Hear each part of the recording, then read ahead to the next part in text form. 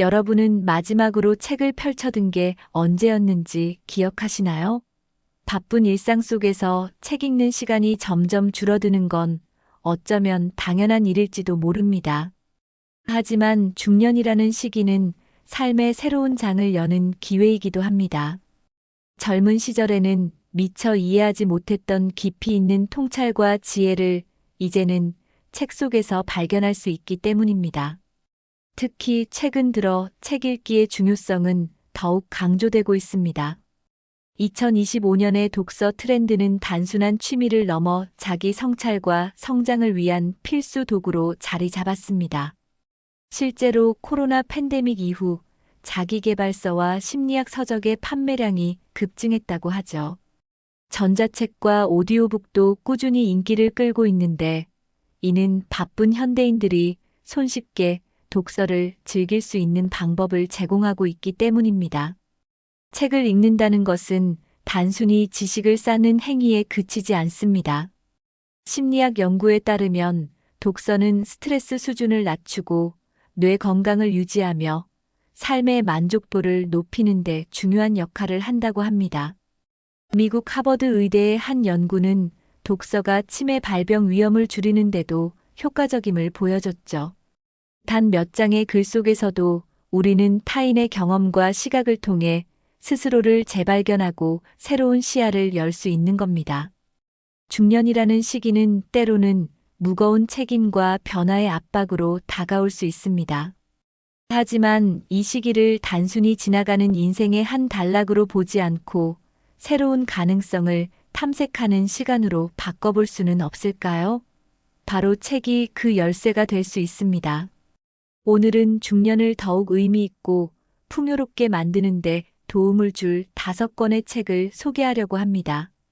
이 책들은 단순한 읽을거리를 넘어 삶의 방향과 태도를 바꿀 수 있는 강력한 도구가 되어줄 것입니다. 이제 첫 번째 책으로 여러분을 안내해 보겠습니다. 삶을 되돌아보는 건 중년이 되어 특히 중요해지는 일입니다. 빠르게 지나간 세월 속에서 우리가 이룬 것과 놓친 것을 돌아보는 순간은 때로 후회와 아쉬움으로 다가올 수도 있지만 반대로 그 속에서 소중한 교훈과 깨달음을 얻을 수도 있습니다. 바로 이런 자기 성찰의 여정을 도와줄 책으로 타인의 삶을 산다는 것이 있습니다. 이 책은 우리가 일상에서 무심코 지나쳤던 선택과 행동을 다른 관점에서 바라보게 합니다.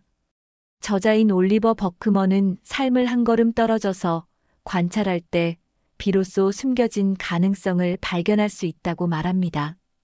책은 단순히 과거를 회상하는 데 그치지 않고 지금의 우리가 가진 가치와 가능성을 깨닫게 합니다. 예를 들어 한 독자의 이야기가 떠오릅니다. 그녀는 50대에 접어들면서 직장에서의 성취감을 잃어갔다고 합니다. 이 책을 읽은 후 그녀는 자신이 다른 사람의 기대에 맞추어 살다 보니 진정으로 원하는 삶의 방향을 잊어버렸다는 사실을 깨달았습니다. 그녀는 책이 제시한 질문들, 내가 진정으로 원하는 것은 무엇인가? 지금의 나는 어떤 변화를 통해 행복할 수 있는가? 를 스스로에게 던지며 자신만의 기준으로 삶을 다시 설계하기 시작했다고 합니다. 결과적으로 그녀는 직장을 떠나 새로운 길을 선택했고 그 과정에서 느낀 충만감을 한 인터뷰에서 이렇게 표현했습니다.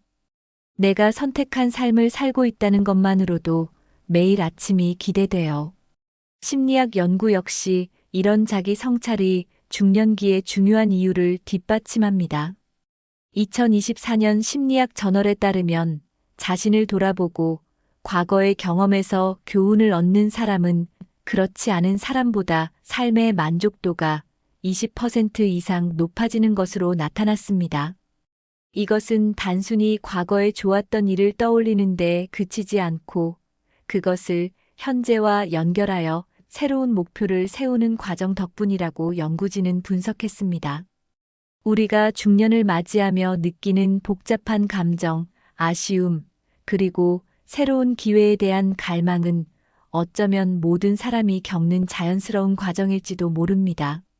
하지만 그 과정을 지나치지 않고 적극적으로 마주할 때 우리는 더 단단한 자신을 만들어갈 수 있습니다. 타인의 삶을 산다는 것은 그 길을 안내하는 지혜로운 나침반과도 같은 역할을 해줄 것입니다. 이제 삶의 가능성을 새롭게 열어준 이 첫 번째 책을 마음에 담았다면 다음으로는 더 나아가 우리의 태도를 바꿔주는 강력한 도전과 성장의 이야기를 만나러 가볼까요? 삶의 성찰을 통해 새로운 시각을 얻었다면 이제는 한 걸음 더 나아가 도전의 영역으로 들어가야 할 때입니다.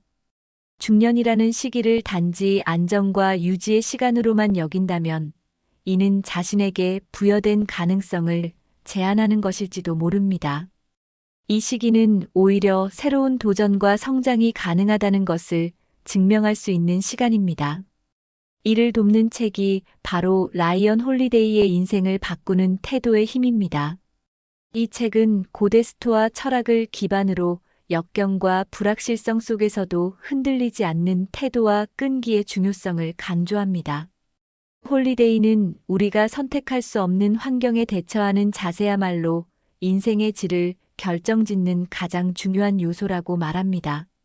그는 실패와 성공을 이분법적으로 나누기보다 모든 상황을 성장의 기회로 전환하는 태도를 가질 때 진정한 의미의 성공을 이룰 수 있다고 설명합니다. 이와 관련해 최근 주목받는 한 사례가 있습니다. 50대 중반에 접어든 한 남성은 대기업에서 30년간 일한 뒤 은퇴 후 새로운 도전을 시작했습니다. 그는 은퇴 후 홀리데이의 책을 읽고 스스로가 이전에 회피했던 문제들을 다시 직면하게 됐다고 말합니다. 처음에는 두려움이 컸지만 책에서 제시된 현재의 최선을 다하되 결과에 연연하지 말라는 메시지가 용기를 북돋웠다고 합니다. 결국 그는 소규모 가구 제작 사업을 시작했고 지금은 안정적인 고객층을 확보하며 만족스러운 삶을 살고 있습니다. 심리학 연구에서도 중년의 도전과 성장이 긍정적인 삶의 변화를 가져온다는 결과를 보여줍니다. 펜실베이니아대의 한 연구에 따르면 중년 이후 새로운 기술을 배우거나 창업을 시도한 사람들은 그렇지 않은 사람들보다 삶의 만족도와 회복 탄력성이 훨씬 높게 나타났습니다. 도전 자체가 성공 여부와 관계없이 개인의 자존감을 높이고 스트레스를 관리하는 데 큰 도움이 된다는 분석입니다. 이 책은 중년의 독자들에게 말합니다. 불확실한 상황에서 움츠러들기보다 그것을 삶의 일부로 받아들이고 스스로의 가치를 새롭게 정의하라고요. 특히 중년은 젊은 시절의 실패나 두려움을 딛고 더욱 주체적인 선택을 할 수 있는 시기이기에 인생을 바꾸는 태도의 힘은 그 도전에 든든한 지침서가 되어줍니다. 삶을 더 깊이 이해하고 성장의 발판을 마련했다면 이제는 우리가 가진 관계를 돌아볼 차례입니다. 중년 이후에는 특히 인간관계가 삶의 질을 결정짓는 중요한 요소가 됩니다. 다음으로는 대화와 소통을 통해 관계를 회복하고 강화하는 이야기를 시작해 보겠습니다. 중년이 되면 자연스럽게 인간관계의 변화가 찾아오곤 합니다. 자녀는 독립을 준비하거나 이미 떠났고 배우자와의 관계는 익숙함 속에서 무뎌지기 쉽습니다. 친구 관계는 뜸해지고 새로운 만남을 기대하기는 어려워 보이기도 하죠. 하지만 인간관계는 여전히 삶의 가장 중요한 축이며 이를 잘 가꿀 때 중년 이후의 삶은 한층 풍요로워질 수 있습니다. 이 시점에서 우리에게 필요한 것은 대화를 통해 관계를 이해하고 회복하는 능력입니다. 이를 돕는 책으로 말의 품격이 있습니다. 이기주 작가는 단순히 말을 잘하는 법이 아니라 대화를 통해 상대와 더 깊이 연결되는 법을 이야기합니다. 그는 우리가 사용하는 단어 하나하나가 관계의 온도를 결정짓는다고 말합니다. 즉, 말의 품격은 곧 그 사람의 품격이라는 뜻이죠. 한 독자의 경험이 떠오릅니다. 그는 자녀와의 대화가 점점 단절되면서 관계가 소원해지는 것 같아 고민했다고 합니다. 평소 잔소리처럼 들릴 만한 말을 무심코 내뱉던 자신을 돌아보며 이 책에서 강조한 경청의 가치를 실천하기로 마음먹었다고 합니다. 자녀가 하는 이야기를 끊지 않고 끝까지 들어주고 자신의 의견을 말하기 전에 상대의 감정을 이해하려고 노력한 겁니다. 결과적으로 두 사람의 대화는 훨씬 부드럽고 풍성해졌고 소통이 회복되면서 자연스럽게 관계도 깊어졌습니다. 이 책은 단순히 가족 관계뿐만 아니라 친구, 동료, 배우자와의 관계에도 유용한 통찰을 제공합니다. 예컨대 갈등 상황에서 사용하는 말이 문제 해결보다 감정을 악화시키는 경우가 많은데 이는 말의 선택과 태도의 문제라고 작가는 지적합니다. 이기주 작가는 말은 사람 사이에 다리를 놓기도 하지만 때로는 벽을 세우기도 한다는 점을 상기시킵니다. 실제로 연구에서도 인간관계와 대화 기술의 중요성이 드러납니다. 2023년 심리치료 저널에 발표된 논문에 따르면 긍정적인 소통 능력을 갖춘 사람들은 그렇지 않은 사람들보다 스트레스를 훨씬 효과적으로 관리하며 삶의 만족도 역시 더 높게 나타났습니다. 특히 중년 이후에는 이러한 소통이 우울증을 예방하는 중요한 역할을 한다고 하니 대화는 단순한 말 이상의 가치를 지닌다는 것을 알 수 있습니다. 말은 곧 관계의 열쇠입니다. 우리는 대화를 통해 상대를 이해하고 이해받으며 때로는 관계를 새롭게 시작할 수도 있습니다. 말의 품격은 그러한 과정을 돕는 든든한 길잡이가 되어줄 것입니다. 이제 대화를 통해 관계의 온도를 높였다면 우리 삶의 또 다른 중요한 부분으로 눈을 돌려야 할 때입니다. 바로 경제적 안정과 미래를 준비하는 일입니다. 다음은 재정적 자유를 꿈꾸며 우리 삶을 더욱 단단히 다지는 이야기를 시작해 보겠습니다. 중년 이후의 경제적 안정은 단순히 돈의 문제가 아니라 우리의 삶을 지탱하고 자유롭게 만드는 중요한 기반이 됩니다. 이 시점에서 우리가 진지하게 고민해야 할 질문은 이것입니다. 나는 지금 나의 재정 상태를 충분히 이해하고 있으며 그것이 내 삶의 목표를 지원하고 있는가? 재정 관리를 위한 강력한 통찰을 제공하는 책이 바로 모건 하우젤의 돈의 심리학입니다. 이 책은 단순한 재테크 방법론이 아니라 돈을 대하는 우리의 태도와 행동을 이해하는 데 초점을 맞추고 있습니다. 하우젤은 우리가 돈에 대해 합리적이기보다 본능적으로 행동하기 때문에 잘못된 결정을 내리는 경우가 많다고 지적합니다. 따라서 재정적 성공을 위해서는 기술적 지식보다 심리적 통찰이 더 중요하다고 말합니다. 한 사례가 떠오릅니다.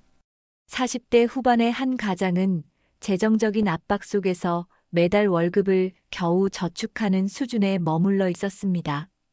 그는 돈의 심리학을 통해 자신의 소비 습관을 분석하고 돈과 관련된 목표를 장기적으로 다시 설정했다고 합니다.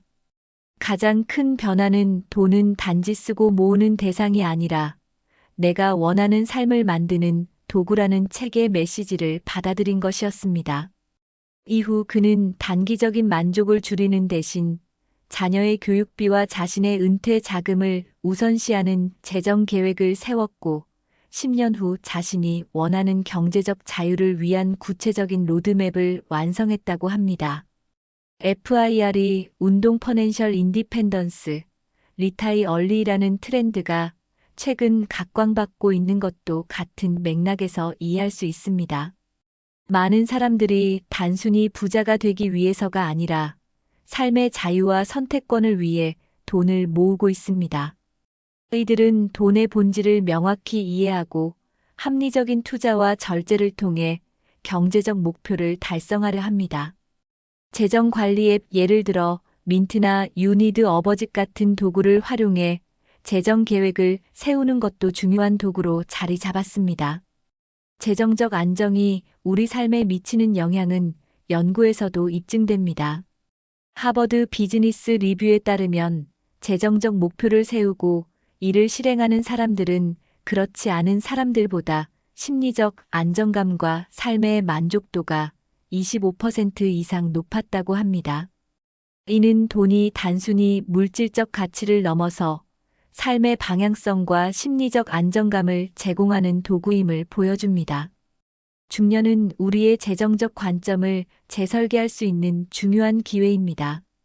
돈의 심리학은 돈을 바라보는 우리의 태도를 근본적으로 바꿔줌으로써 경제적 자유를 꿈꾸는 길을 열어줍니다. 지금이라도 재정 계획을 점검하고 돈을 통해 우리가 진정으로 원하는 삶을 설계할 수 있다는 희망을 품어보세요. 경제적 기틀을 다졌다 해도 삶의 의미는 여전히 더 깊은 곳에 있습니다. 이제는 그 의미를 찾는 여행을 떠나볼 차례입니다.